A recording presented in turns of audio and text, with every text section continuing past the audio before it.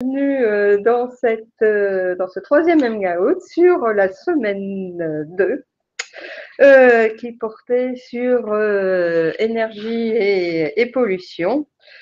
Alors, donc, ce soir, nous sommes donc avec Christelle Périllon et Amélie Danlos, que vous commencez à connaître.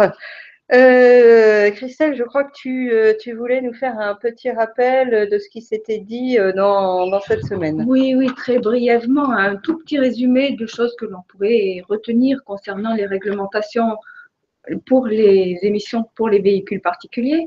Donc, on va commencer en disant juste que la combustion, c'est un processus qui, par nature, émet du gaz carbonique, qui est un gaz à effet de serre. Et puis que, deuxièmement, ce processus est imparfait et conduit donc à des émissions de polluants tels que le monoxyde de carbone, les oxydes d'azote, les hydrocarbures imbrûlés, les particules et bien d'autres. Et donc, un peu moins vite. Oui, peut-être, on va essayer, d'accord. Alors, Nicole, nous avons donc des réglementations et des normes qui sont toujours de plus en plus sévères et qui sont là pour contrôler ces émissions, notamment dans les phases d'homologation des véhicules. Alors, pour cela, on va utiliser des cycles de conduite qui sont normalisés et qui permettent d'obtenir des conditions répétables, donc de pouvoir comparer les émissions des différents véhicules entre elles. Voilà. En contrepartie, eh bien, ces cycles, Nicole, ils manquent complètement de réalisme par rapport à la réalité. Et puis, parfois, même les constructeurs en profitent pour optimiser leurs véhicules pour ces cycles, ce qui se comprend. Alors, pour toutes ces différentes raisons, eh bien, il y a un nouveau cycle qui devrait être harmonisé mondialement, le WLTC ou WLTP, et il serait complété par une procédure complémentaire pour tenir compte des émissions lors de la conduite réelle. D'accord, donc c'est la question qu'on trouvait sur le forum était en lien, je pense. Donc la personne nous dit merci pour ces explications sur les normes pour les moteurs des véhicules en Europe et aux États-Unis, mais qu'en est-il ailleurs dans le monde? Ailleurs dans le monde, ça dépend un petit peu de chaque pays. Chaque pays a ses propres réglementations et donc dans un futur proche, on aura quand même un cycle qui sera harmonisé, on espère en tout cas, sur lequel se baseront ensuite les différentes réglementations. Nous avions une question également sur le forum à propos d'un test qui n'aurait pas été bien compris. Alors, je crois qu'il y avait une petite erreur dans ce qui a été dit. Oui, donc il s'agissait de la vidéo S25 sur la dispersion des polluants que j'avais faite. Tout ce qui était écrit était correct, la question dans le texte est correcte et la réponse aussi. Vous avez ici le cas de l'anticyclone avec une haute pression au niveau du sol et une basse pression en altitude, donc avec l'air qui s'écoulait vers le bas et qui retient ici les polluants. Alors que dans le cas du cyclone, ou appelé aussi dépression, puisqu'on a ici une basse pression et une haute pression vers les plus hautes altitudes et un écoulement qui va vers le haut. Et dans ce cas-là, les polluants sont dispersés plus facilement.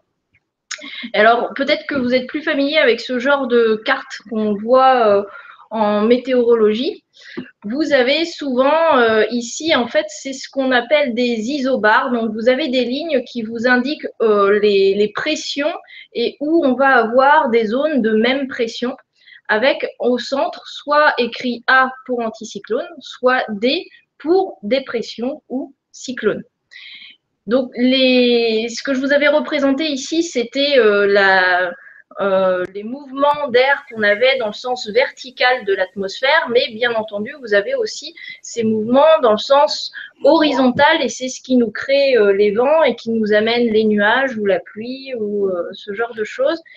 Et on a toujours ici un lien quand même avec les anticyclones qui vont se retrouver proches des dépressions et l'air va se répartir de l'une vers l'autre et ainsi de suite. Donc on a bien de la dispersion verticale mais aussi horizontale qui va se déplacer des différentes masses d'air avec toujours ce côté anticyclone. C'est juste pour dire que le cœur de l'anticyclone au niveau du sol est avec une haute pression et que pour le cyclone ou la dépression, le cœur de cette dépression a une basse pression. Voilà. J'espère être plus claire et puis d'avoir réparé l'erreur. Donc tout ce qui est écrit reste correct, le test reste correct et la réponse aussi. Donc c'était la question 7 du test hebdomadaire de la semaine 2. Voilà, tout à fait.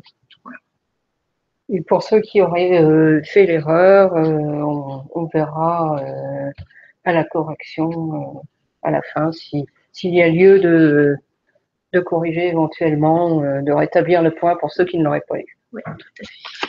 Voilà. Avec toutes mes excuses, bien sûr, pour ce petit bafouillage qui a créé l'erreur. Alors, sinon, on rappelle que l'accord de Paris est donc entré en vigueur donc le 4 novembre, avant la COP 22, là, qui a donc débuté aujourd'hui. D'ailleurs, à ce sujet, nous avons mis sur Twitter et sur Facebook 2 liens.